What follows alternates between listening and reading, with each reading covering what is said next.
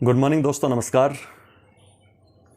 उम्मीद करता हूँ कोरोना के इस काल में, इस पैंडेमिक में आप सभी लोग सुरक्षित होंगे, अपने घर पे होंगे, सेफ होंगे। आज की हमारी जो कहानी है,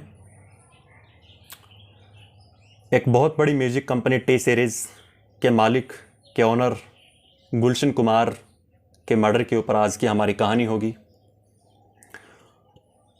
और इस कहानी के थ्रू आज हम जानने की कोशिश करेंगे कि गुलशन कुमार की मौत के पीछे किनका हाथ था, किस वजह से उनकी मौत हुई थी, क्यों हुई थी, कहाँ पर हुई थी। तो इन सब चीज़ों के बारे में आज हम बात करेंगे। तो कहानी शुरू होती है यहाँ से। ये 80s की बात है। गुलशन कुमार के पिता की दिल्ली के दरियागंज में एक जूस की दुकान होती है। काफ़ी अच्छी दुकान चलती है। गुलशन कुमार भी कभी कभार उस दुकान पर बैठते थे। फिर धीरे धीरे समय गुजरता है और गुलशन कुमार के फादर एक और बड़ी दुकान खरीदते हैं।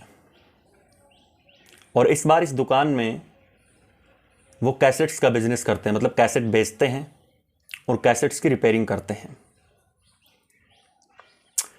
तो गुलशन कुमार भी हालांकि इस दुकान में जाते थे तो वो देखते थे कि जो कैसेट्स उनके पिताजी बेचते हैं वो कैसेट्स असल में बहुत महंगी होती थी। यानी 30 रुपये की एक कैसेट, 40 रुपये की कैसेट। अच्छा, यहाँ पे जो मैं कैसेट्स की बात कर रहा हूँ वो कैसेट्स अभी तो फ़िलहाल अगर आज के वक्त की बात करें तो पेन ड्राइव हो गया, बहुत से ऐसे मल्टीमीडिया ऑप्शंस हमारे पास आ गए।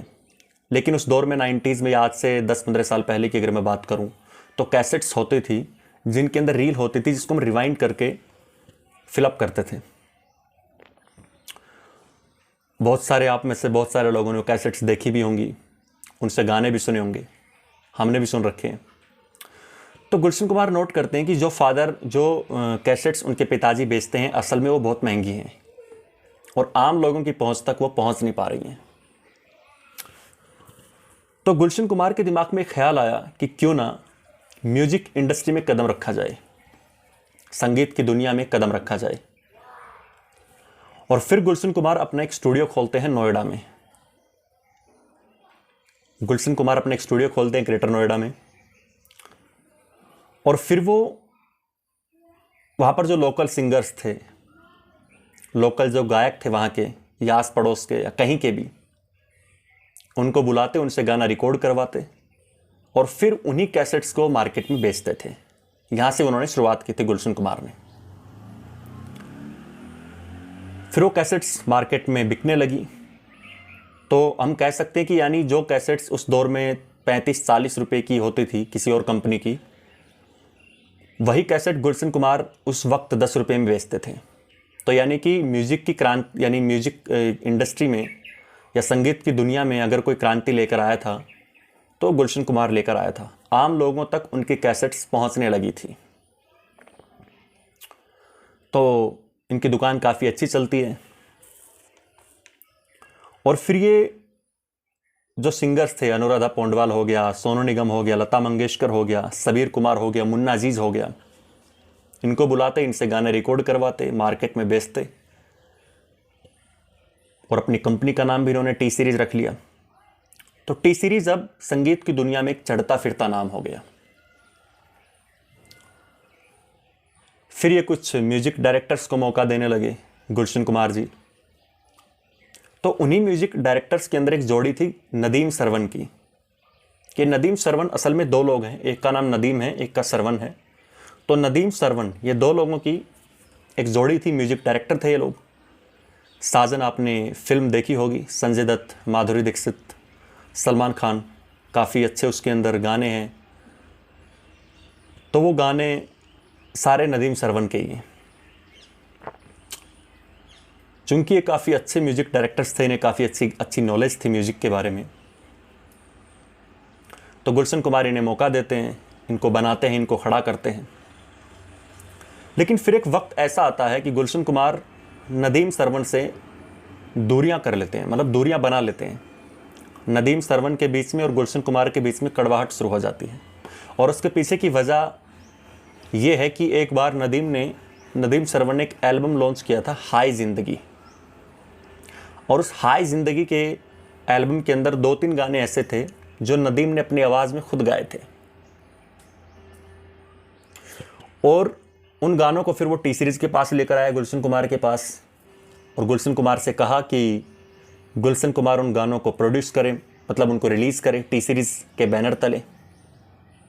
और गुलशन कुमार ने किए भी, एज ए फ्रेंड, दोस्ती का नाता समझ लीजिए या किसी भी तरीके से, गुलशन कुमार ने उन गानों को रिलीज़ किया। लेकिन वो गाने मार्केट में कुछ ज़्यादा चल नहीं पाए, क्योंकि नदीम की जो आवाज़ थी वो इतनी अच्छी थी नहीं, इतनी ख़ास आवाज़ नहीं थी। हालांकि वो म्यूजिक डायरेक्टर्स काफ़ी अच्छे थे, बट उनकी आवाज़ अच्छी नहीं थी। तो कोई बात नहीं, ये एल्बम चला नहीं, गाने चले नहीं, लोगों को पसंद नहीं आई मार्केट में।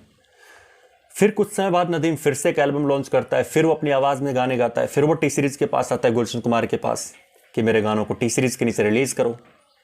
तो इस बार गुलशन कुमार मना कर देते हैं कि यार तुम्हारी आवाज़ वैसे अच्छी तो है नहीं, एज ए म्यूजिक डायरेक्टर तुम अच्छे हो, वो काम करते रहो, बट गाओ मत, क्योंकि तुम्हारी आवाज़ उस लेवल की नहीं है कि पब्लिक को पसंद आए। तो यहाँ से इन लोगों के बीच में कड़वाहट शुरू होती है। तो कहते हैं कि जो म्यूजिक इंडस्ट्री का जो मार्केट था, उसमें टी सीरीज का 65% हिस्सेदारी थी। यानी इस पूरे मार्केट के अंदर अकेले 65% पर टी सीरीज की कंपनी चलती थी, और बाकी का बचा 35% में आपका टिप्स हो गया, जी म्यूजिक हो गया, बाकी की सारी कंपनियां थी। फिर एक फिल्म आई आशिकी। इस फिल्म आशिकी के अंदर भी नदीम सरवन ने म्यूजिक दिया था, ये भी काफ़ी हिट हुई अपने गानों की वजह से। बट फिर इनके अंदर कड़वाहट बढ़ गई, गुलशन कुमार और नदीम सरवन के बीच में कड़वाहट हो गई। तो कहते हैं कि 90s के अंदर मुंबई में खास तौर पे अंडरवर्ल्ड का काफ़ी दबदबा था। यानी कि अंडरवर्ल्ड से, जैसे फिल्म इंडस्ट्री के अंदर जो बड़े बड़े डायरेक्टर हैं, प्रोड्यूसर हैं, या म्यूजिक इंडस्ट्री के अंदर जो बड़े बड़े डायरेक्टर प्रोड्यूसर हैं, उनको अंडरवर्ल्ड से धमकियां मिलती थी एक्सटॉर्शन मनी के लिए, हफ्ता वसूली के लिए, पैसों के लिए।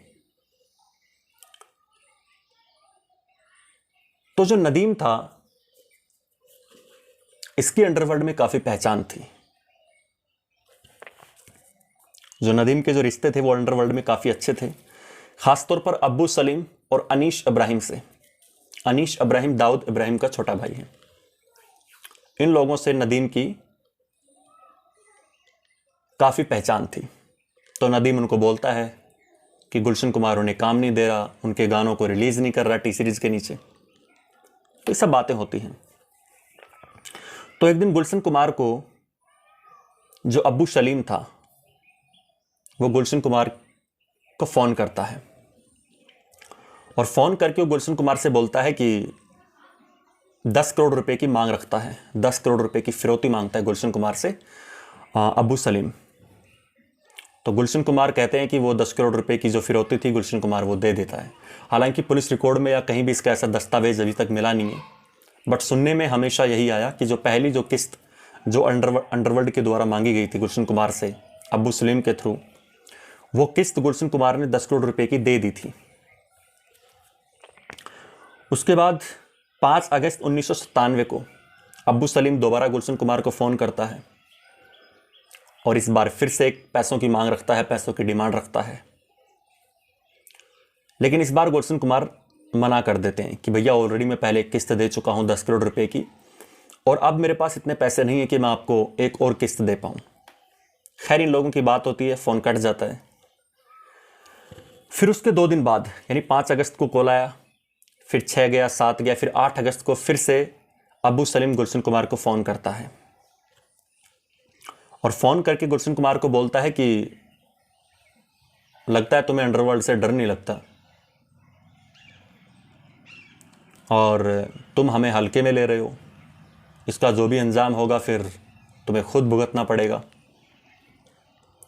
तो इससे अच्छा है ये सब कुछ यहीं की ही धरा रह जाएगा। इससे अच्छा है कि जो हम पैसे मांग रहे हैं वो पैसे हमें दो। और हाँ, एक बात और कि तुम ये जो नदीम है, नदीम सरवन जो नदीम है, इसके गानों को रिलीज़ क्यों नहीं करते। तो गुलशन कुमार बताता है कि भैया उनकी आवाज़ इतनी अच्छी है नहीं, एज ए म्यूज़िक डायरेक्टर वो काफ़ी अच्छे हैं, तो मैं उनके गानों को रिलीज़ नहीं कर सकता, क्योंकि मार्केट में फिर टी सीरीज़ की कंपनी पिटती है। और पैसे मैं आपको दे नहीं सकता क्योंकि मेरे पास पैसे इतने हैं नहीं। तो ये सब बातें होती हैं और फिर फ़ोन कट जाता है। फिर एक वक्त आता है 12 अगस्त 1997, यानी ये 8 अगस्त 1997 की बात है। गुलशन कुमार को अब्बू सलीम से धमकी मिलती है। फिर 3 दिन बाद यानी कि 9, 10, 11, 12 अगस्त 1997 को मुंबई के जुहू में एक मंदिर होता है और कहते कि एक बार गुलशन कुमार उस मंदिर में गए थे तो वो मंदिर उनको इतना पसंद आया कि फिर गुलशन कुमार उसमें रोज़ाना जाने लगे, उनकी रूटीन हो गया। और फिर उस मंदिर को उन्होंने अपने पैसों से पत्थर वत्थर लगवा के बढ़िया सा बनवाया। और फिर ये रूटीन हो गया था कि अगर गुलशन कुमार मुंबई में हैं तो वो रोज़ सुबह शाम उस मंदिर में जाएंगे ज़रूर। टाइम कोई फिक्स नहीं था बट जाएंगे ज़रूर सुबह शाम। अब वो टाइम कुछ भी हो सकता है। तो गुलशन कुमार उस मंदिर में रोज़ाना सुबह शाम जाते थे और ये सबको पता था वहाँ पे। तो तारीख आती है 12 अगस्त 1997। सुबह के 10:10 पर गुलशन कुमार मंदिर पहुंचते हैं, पूजा करते हैं और फिर 10:40 पर वो बाहर निकलते हैं मंदिर से। और जब वो सीढ़ियां उतर रहे थे तो उनके सामने अचानक से 3 लोग आके खड़े होते हैं, जिसमें एक जो आदमी था उसके लंबे लंबे बाल होते हैं। और वो गुलशन कुमार को बोलता है कि बहुत होगी तुम्हारी पूजा पाठ, बाकी की पूजा पाठ तुम अब ऊपर जाके करना। और ऐसा बोल के वो गुलशन कुमार के ऊपर फायरिंग कर देता है। उसके बाद जो बाकी के जो 2 लोग थे वो भी गुलशन कुमार पर गोलियां चलाते हैं और गुलशन कुमार वहीं पर ढेर हो जाते हैं, वहीं पर गिर जाते हैं सीढ़ियों पर। सारा उनका शरीर खून से सन जाता है। तब तक उनका ड्राइवर भाग के आता है तो ड्राइवर भी थोड़ा घायल हो जाता है, उसको भी गोलियां लग जाती हैं। उसके बाद वो तीनों लोग वहीं पर एक टैक्सी खड़ी होती है, उसके ड्राइवर को नीचे उतारते हैं और उस टैक्सी को लेकर भाग जाते हैं, क्योंकि वो लोग पैदल आए थे और उनको पता था कि गुलशन कुमार यहाँ पर रोज़ाना आते हैं। फिर वो उनको मार के वहाँ से टैक्सी लेके भाग जाते हैं। उसके बाद फिर जो मुंबई पुलिस है वो 16 अगस्त 1997 को जावेद और रफ़ीक नाम के 2 अंडरवर्ल्ड के लोगों को पकड़ती है और ये लोग अब्बू सलीम की गैंग के थे। और फिर ये लोग पुलिस को पूरी कहानी सुनाते हैं कि आखिर हुआ क्या था। तो ये लोग बताते हैं कि मई के महीने में 1997 में दुबई में अनीश इब्राहिम, जो दाऊद इब्राहिम का छोटा भाई था, उसके दफ्तर पर एक मीटिंग होती है। उस मीटिंग में अनीश इब्राहिम, अब्बू सलीम और एक अयूब खान नाम का गैंगस्टर था, ये तीनों लोग उस मीटिंग में थे। और उस मीटिंग में तय होता है कि भैया गुलशन कुमार ने एक किस्त तो दे दी, दूसरी किस्त देने में वानाकानी कर रहा है, ऊपर से नदीम को भाव नहीं दे रहा, तो उसका मर्डर करना पड़ेगा। यह उस मई में जो मीटिंग हुई थी दुबई में, उसमें फिक्स हो जाता है कि गुलशन कुमार का मर्डर करना है। फिर जब ये कहानी सुनाते हैं, फिर इसके थ्रू पुलिस और लोगों को पकड़ती है।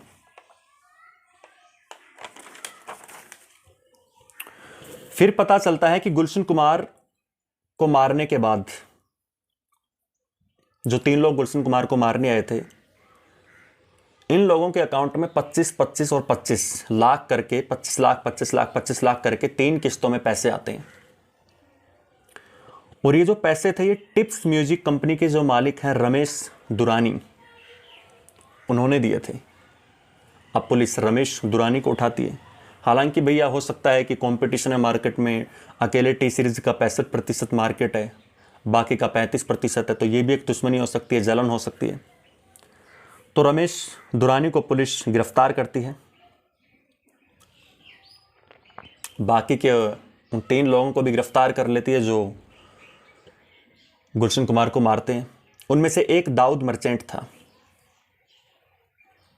इस दाऊद मर्चेंट को 2001 में सेशन कोर्ट ने उम्र कैद की सज़ा सुना दी और रमेश दुरानी था इसको बरी कर दिया। फिर बात आती है नदीम की, नदीम सरवन। नदीम की बात आती है कि नदीम ने करवाया है, तो पुलिस नदीम को पकड़ने की कोशिश करती है, लेकिन पता चलता है कि गुलशन कुमार की जब डेथ होती है उसके कुछ दिनों बाद हैदराबाद में एक म्यूजिक अवार्ड फंक्शन था, उसमें भी नदीम नहीं पहुंचते हैं। और फिर जो नदीम की जो वाइफ है वो इंग्लैंड में रहती थी, तो नदीम गुलशन कुमार की मौत के कुछ दिनों बाद इंग्लैंड में चले जाते हैं।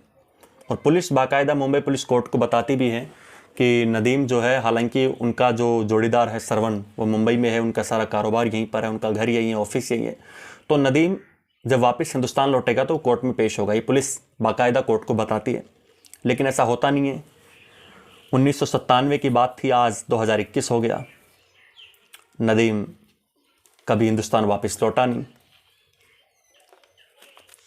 फिर उसने वहाँ पर ब्रिटिश सिटीजनशिप भी ले ली और कहते हैं कि फिर नदीम ने अपना एक परफ्यूम का बिजनेस शुरू किया दुबई में और वो टोटली वहाँ पे शिफ्ट हो गया।